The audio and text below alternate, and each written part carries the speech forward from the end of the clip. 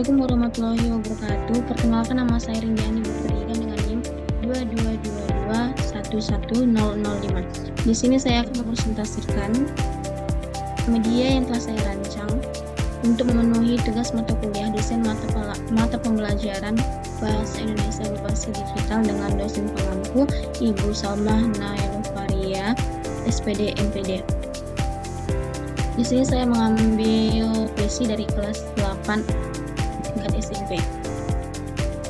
Sesuai dengan masalah yang mereka hadapi dari siswa dan siswi, di sini saya menciptakan media beserta materi yang dalamnya yang menarik, dan ada beberapa contoh dari YouTube bagaimana pembacaan puisi yang benar dan baik, dan bagaimana tips-tips dalam memahami puisi.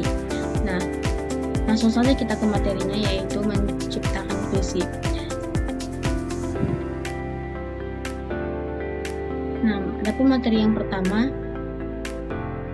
kita akan mengkaji mengenal apa itu puisi. Di sini ada beberapa pokok pembahasan, yaitu yang pertama pengertian puisi, contoh puisi, istilah-istilah dalam puisi dan struktur badan puisi, serta tips-tips memahami pesan dalam puisi.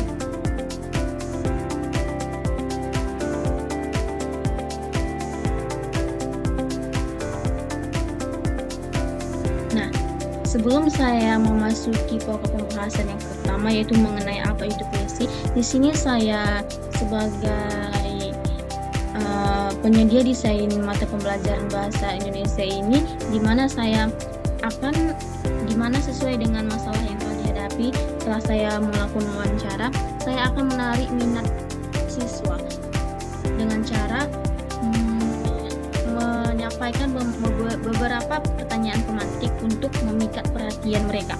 Nah, di mana saya akan mempertanyakan puisi apa yang pernah mereka baca, dan pertanyaan kedua, puisi terikat oleh irama, lari, dan yang pertanyaan ketiga, siapa penyair Indonesia yang kalian ketahui. Dengan pertanyaan ini saya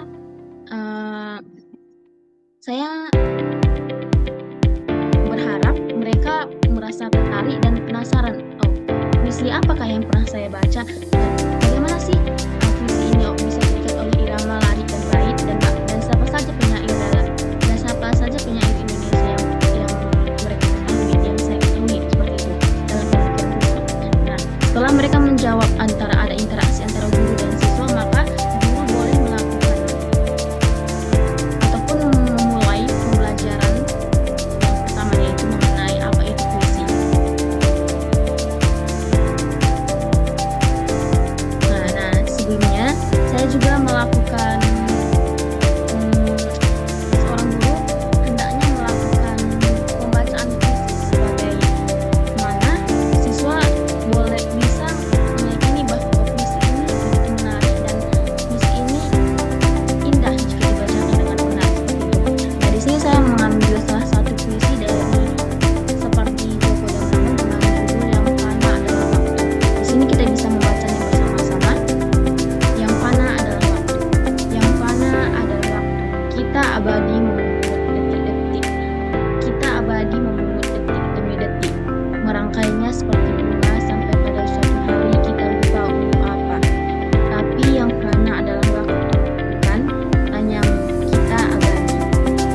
Nah, setelah guru membacakan salah satu contoh puisi dari seperti Joko Damono, siswa akan merasa tertarik. Wah, sepertinya puisi ini menarik, dan jika dibacakan dengan benar, kita akan merasakan indahnya pesan yang disampaikan oleh penyair kepada pembaca, seperti itu. Selanjutnya, masuklah ke bagian di sini masuklah bagian pertama pembahasan kita mengenai apa itu puisi.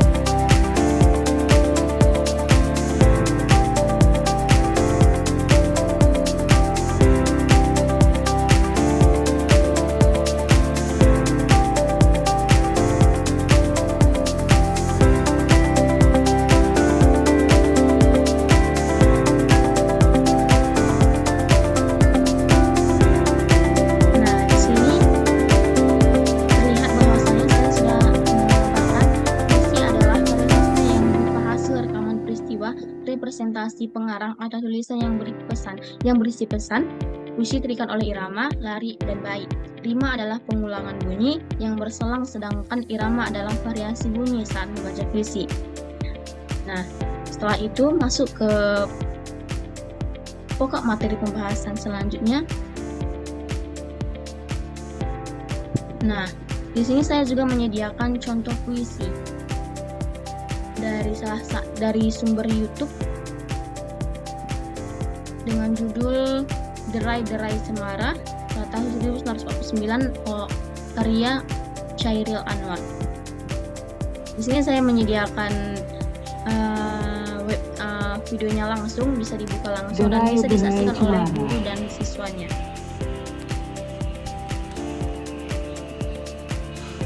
Cemara menderai sampai jauh,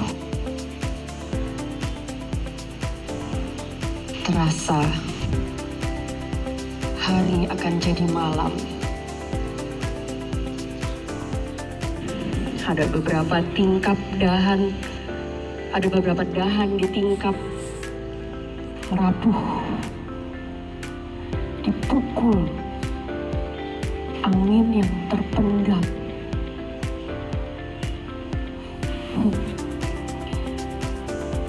Aku sekarang orangnya bisa tahan.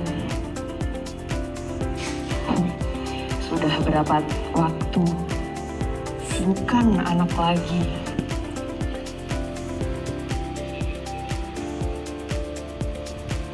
Tapi dulu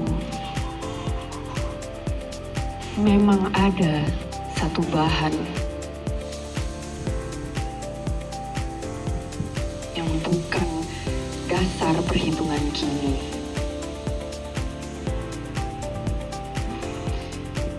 Hidup hanya menunda kekalahan,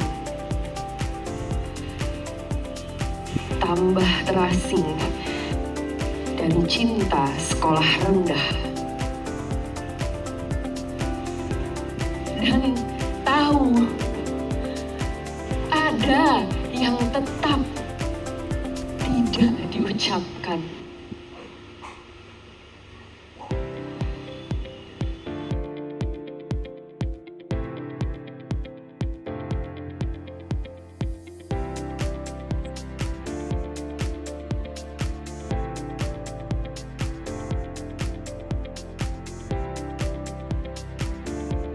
Nah, bisa kita lihat sebelumnya bahwasanya saya memaparkan salah satu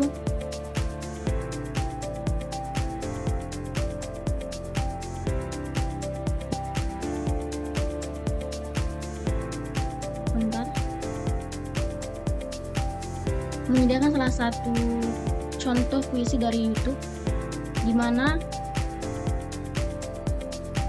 itu akan dapat membantu pemahaman siswa mengenai bagaimana cara membaca puisi yang baik dan bagaimana raut wajah ketika kita membacakan suatu puisi dan bagaimana nada intonasi irama dalam puisi.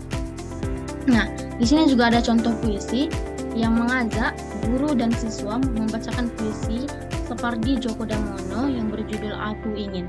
Nah, di sini guru dan siswa bisa bersama-sama mempraktikannya secara langsung setelah melihat video YouTube yang telah saya paparkan sebelumnya. Selanjutnya, nah setelah guru dan siswa mempraktikkan bagaimana cara membaca puisi sesuai dengan contoh yang sebelumnya diberikan, nah kita masuk ke materi istilah-istilah dalam puisi. Ada lari, bait, rima, imazid, diksi atau pemilihan kata, dan mazas. Nah, di sini ada beberapa struktur batin puisi, yaitu tema, nada atau sikap penyair terhadap pembaca, perasaan penyair, dan amanat. Selanjutnya, nah di sini juga guru dapat menjelaskan bagaimana tips memahami pesan dalam puisi. Nah, di sini dapat memperhatikan judul puisi yang ingin kita baca, menandai kata-kata yang tidak kita pahami, lalu mencari tahu artinya, membayangkan kejadian. Setelah kita membaca puisi puisi tersebut, kita dapat membayangkan kejadian yang disebutkan dalam puisi tersebut. Dan yang terakhir, menandai kata-kata yang sering diulang-ulang agar dapat memahami bagaimana makna tersebut. Slide selanjutnya.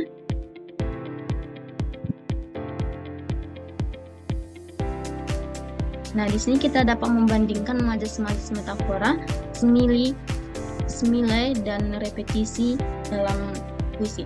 Nah, adapun majas metafora yaitu adalah pemakaian kata atau kelompok kata bukan dengan arti yang sebenarnya, melainkan sebagai lukisan yang berdasarkan perbandingan. Nah, adapun majas simile adalah pertautan yang membandingkan dua hal yang secara hakiki berbeda, tetapi kemudian dianggap mengandung arti yang serupa, serta dinyatakan dengan eksplisit dengan menggunakan kata-kata seperti bagai, laksana, dan lain sebagainya. Adapun majas repetisi adalah perulangan bunyi, suku, kata, atau bagian lain dari kalimat yang dianggap penting untuk memberi tekanan dalam sebuah konteks yang sesuai. Nah, berlanjut dari hal tersebut,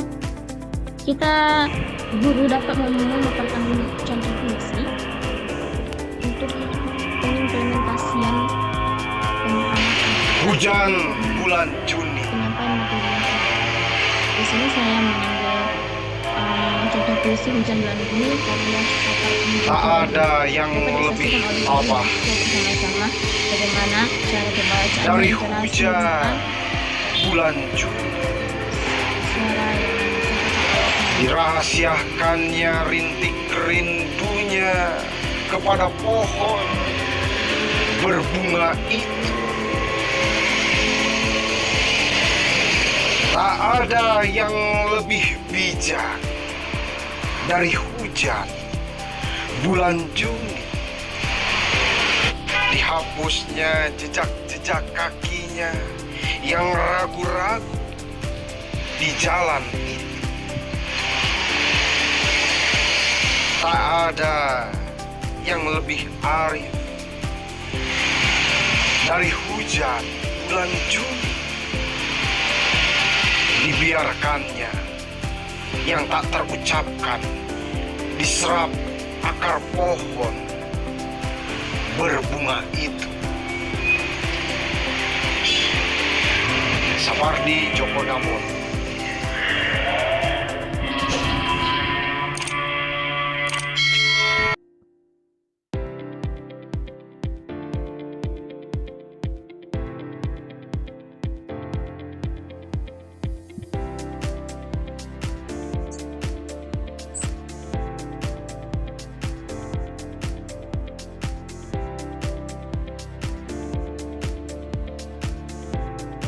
Nah, setelah itu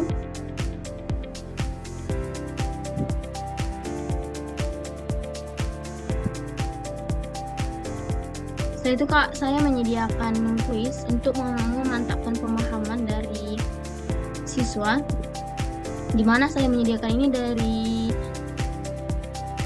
salah satu web, kuis materi mengenai dari web WordWall. Di sini kita bisa menguliknya secara langsung bagaimana kuis tersebut dan langsung akan diarahkan ke websitenya. Di sini kita dapat memberikan kepada siswa materi-materi. Nah, di sini majas yang digunakan dalam frasa langkah kaki 1000 pada puisi Aku Garis Anwar adalah A. Personifikasi, B. Metafora, C. Hiperbola, D. Simile.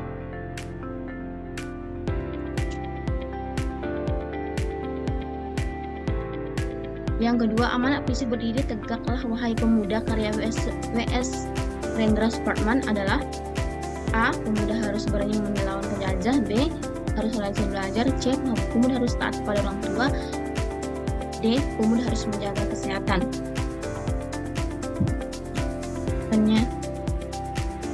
Nah, di sini kalau salah dia akan langsung memberi tanda salah jika siswa menjawabnya dengan salah.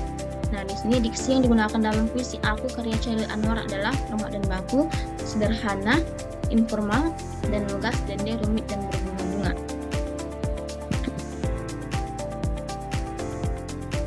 Nah, di sini jika benar juga akan diletakkan dengan benar. Nah, soal selanjutnya, rima yang digunakan dalam puisi Karawang Bekasi karya W. Slendra adalah ABAB, ABBA, AABB, bebas. Nah, tema puisi doa karya Chairul Anwar adalah kehidupan, kematian, B cinta, C kematian, dan D ketuhanan.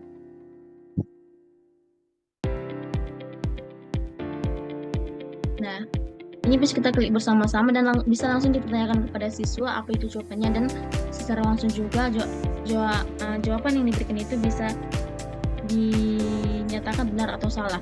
Adalah soal terakhir, imaji yang dominan dalam puisi Pada Sebuah Kapal karya Chairul Anwar adalah penglihatan, pendengaran, penciuman, perabaan.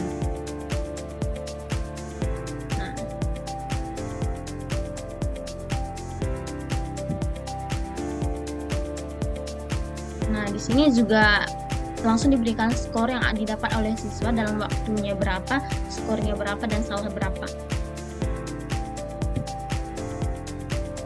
Sekian penggunaan media yang bisa saya sampaikan, sekiranya dapat membantu terhadap masalah yang telah ditemukan, di mana masalah tersebut ada dalam media, minat siswa, dan juga pengetahuan siswa terhadap pembelajaran puisi.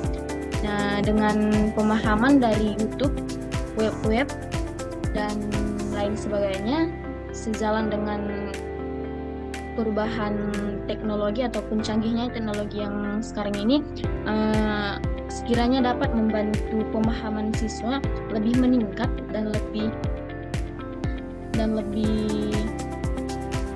cepat dalam memahami puisi. Jika siswa tidak merasa kurang puas, guru dapat mengarahkan kepada menonton YouTube ataupun menulis puisi ataupun lain sebagainya.